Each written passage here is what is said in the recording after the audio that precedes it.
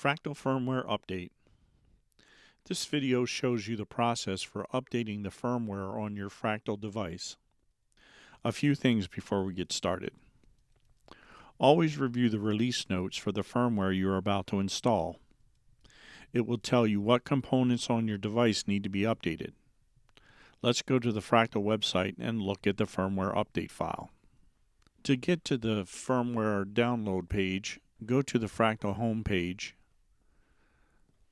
Select the hamburger icon, go to Support, Downloads, and select the device that you're going to be downloading firmware for. I'm going to be using an FM3 in this demonstration, so we'll go to the FM3 site. At the top of the page, you'll see the FM3 Owner's Manual. This manual is updated periodically with firmware upgrades, so you can always download the latest version of the manual from this page. Scroll down to the firmware section and it will show you notes highlighted in yellow. Read these notes, they are important.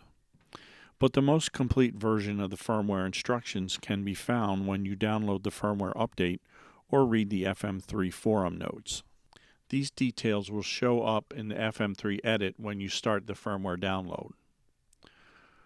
We're going to do a firmware update directly from the FM3 editor, so you do not need to download this file. The FM3 forum has a pinned note at the top that says FM3 firmware version 12. If you click on that link, it will show you the FM3 firmware version 12 is now available for download. We're not going to download this file, we're going to do the update directly from the FM3 editor.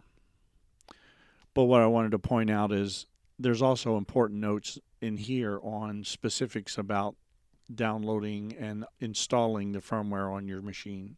Let's go do the firmware update on our FM3. So we're going to start by opening FractalBot from the Tools menu, and it will show you that there is a new firmware update available. To install the update, click the blue plus sign and it will open up the new firmware version release notes. This version uses FM3 Dynacabs 1.09. So we're going to go ahead and download the software.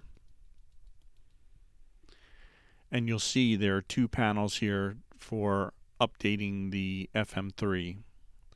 The first one is the firmware. So we're going to install that by hitting the begin button. If you notice on your FM3, the display will indicate that you are actually downloading firmware, and you'll get a progress bar. When the download is complete, it will tell you that it needs time to transfer the firmware on the machine. So if you notice on your FM3, you've gone from a blue screen to a red screen. It's important that anytime you're doing an update that you leave the machine on, don't turn it off, you could corrupt it. I'm going to go ahead and close this window.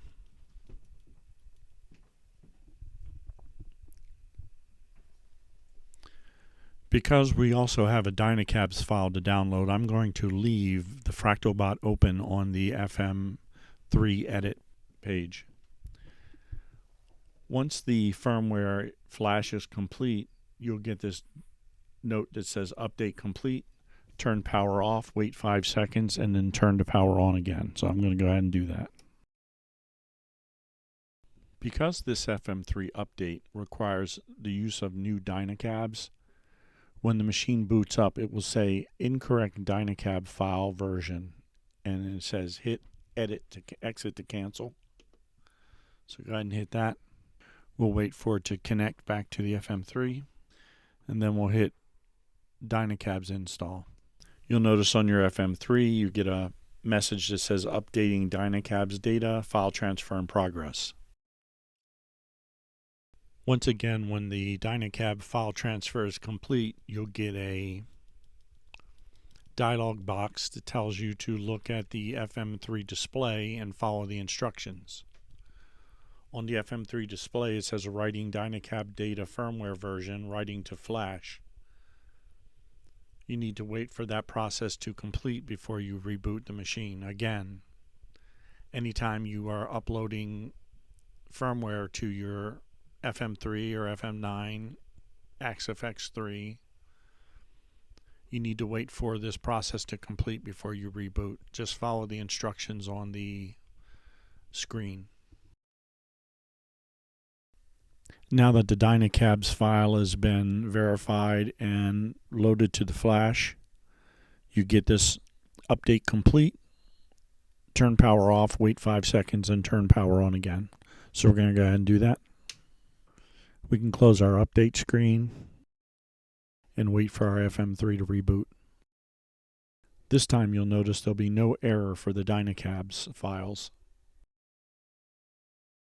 Every time you upload a new firmware version, it goes through a reset where it reads all of your blocks and presets on your device. You can do this manually if you ever have problems with your machine not properly recognizing your amp blocks or presets. So now it shows us that our FM3 firmware is version 12. If you go to settings, there's a refresh after new firmware. If you do that, it will read all of your firmware blocks and presets and cabinets again. This is a good place to start troubleshooting if you ever have problems with your FM3 not recognizing the preset names or settings in your blocks. And that's it. Your firmware is now upgraded to version 12. Please like and subscribe so that I can continue to make these videos. Have a good day.